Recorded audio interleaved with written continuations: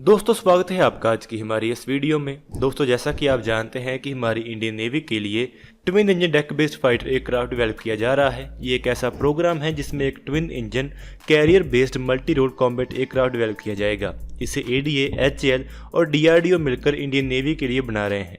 ये जो एयरक्राफ्ट है ये हमारे कैरियर से ऑपरेट करेगा, लेकिन ये एक पूरी तरह स्टेल्थ एयरक्राफ्ट नहीं है।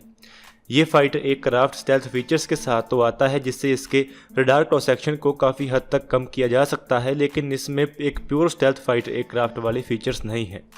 लेकिन इसका डिज़ाइन ऐसा है कि इसे आसानी से एक 5th जनरेशन फाइटर एयरक्राफ्ट में कन्वर्ट किया जा सकता है।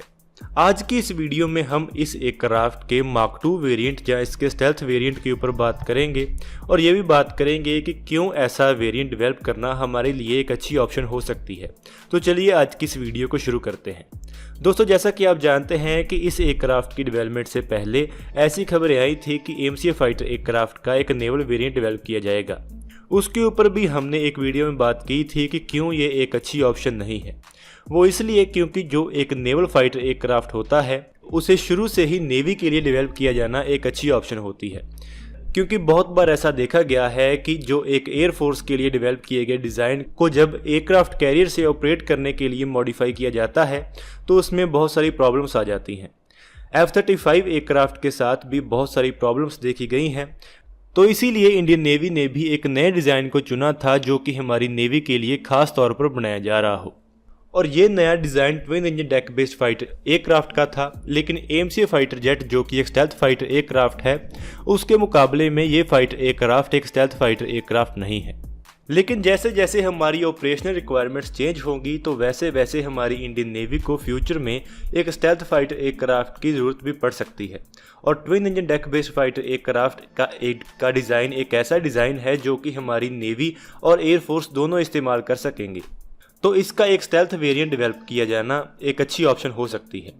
जैसा कि आप जानते हैं कि हाल ही में साउथ कोरिया ने अपने next generation indigenous fighter aircraft के एक प्रोटोटाइप को रोल आउट किया था जिसका नाम KF-21 था। ये एयरक्राफ्ट भी साउथ कोरिया का एक 5th जनरेशन फाइटर एयरक्राफ्ट होना है, लेकिन वो इनको अब ब्लॉक वर्जन्स में डेवलप कर रहे हैं, यानी कि इसका जो पहला ब्लॉक 1 वेरिएंट होगा वो एक पूरी तरह 5th जनरेशन फाइटर एयरक्राफ्ट नहीं होगा। उसमें कुछ लो ऑब्जर्वेबल फीचर्स होंगे और उसमें बहुत सारे ऐसे फीचर्स होंगे जिससे उसके रडार क्रॉस सेक्शन को कम करने की कोशिश की गई होगी, लेकिन वो एक advance 5th generation fighter aircraft की तरह क्लासीफाई नहीं किया जा सकेगा क्योंकि वो एक pure 5th generation fighter aircraft नहीं होगा। इसके ब्लॉक 1 वेरिएंट में इंटरनल वेपन बे नहीं है और इसके साथ ही इसमें एडवांस्ड रडार अब्जॉर्बिंग मटेरियल्स भी नहीं है। लेकिन जो इसका ब्लॉक 2 वेरिएंट होगा उसमें सभी फीचर्स होंगे और वो एक pure 5th generation fighter aircraft होगा।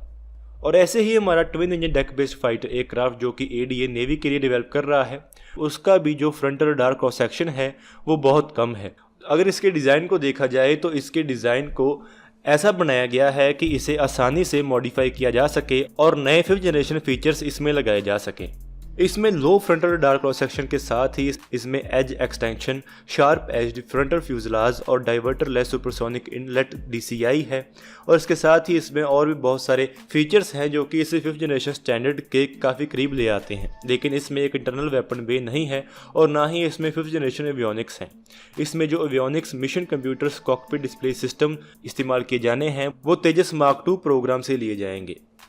Twin engine deck based fighter aircraft के अगर डिज़ाइन की हम बात करें तो इसमें एक फ्लैट बेली है और इसमें इनफ स्पेस है कि इसमें हम एक इंटरनल वेपन बे लगा सकें और इसके साथ ही इसके अंडर कैरेज सेक्शन के बीच इतनी इनफ स्पेस मौजूद है कि इसमें एक इंटरनल वेपन बे लगाया जा सके। एडीए ने इसके बारे में जानकारी नहीं दी है कि इसमें कौन से मटेरियल्स का इस्तेमाल किया जाएगा, लेकिन तेजस मार्क 1 और तेजस मार्क 2 एयरक्राफ्ट से मिले एक्सपीरियंस से अगर हम बात करें तो इसमें कंपोजिट मटेरियल्स का बहुत ज़्यादा इस्तेमाल किया जाएगा।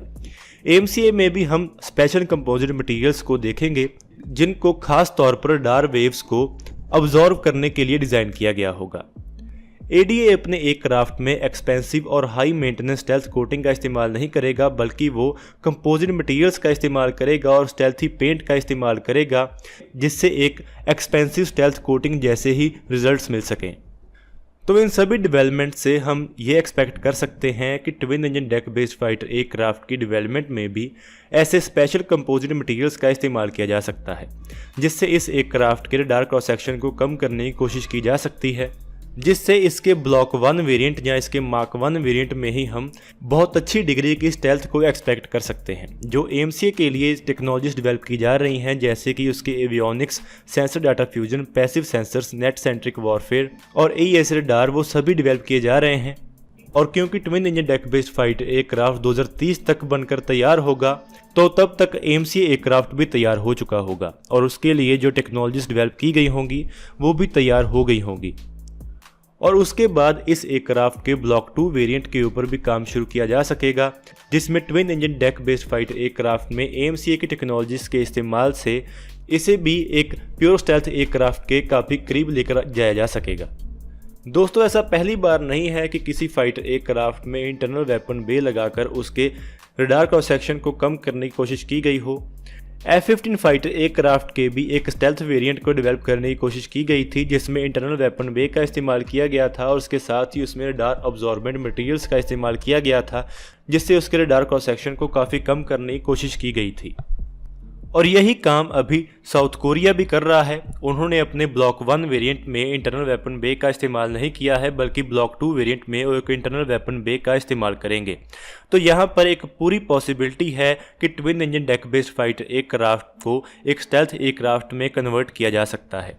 और क्योंकि जो हमारे पहले तेजस एयरक्राफ्ट थे, यानी कि तेजस मार्क 1A और तेजस मार्क 2 एयरक्राफ्ट, वो साइज़ में काफ़ी छोटे थे और उनमें इतनी जगह नहीं है कि उनमें एक इंटरनल वेपन बे लगाकर उनके रडार क्रॉस सेक्शन को कम किया जा सके।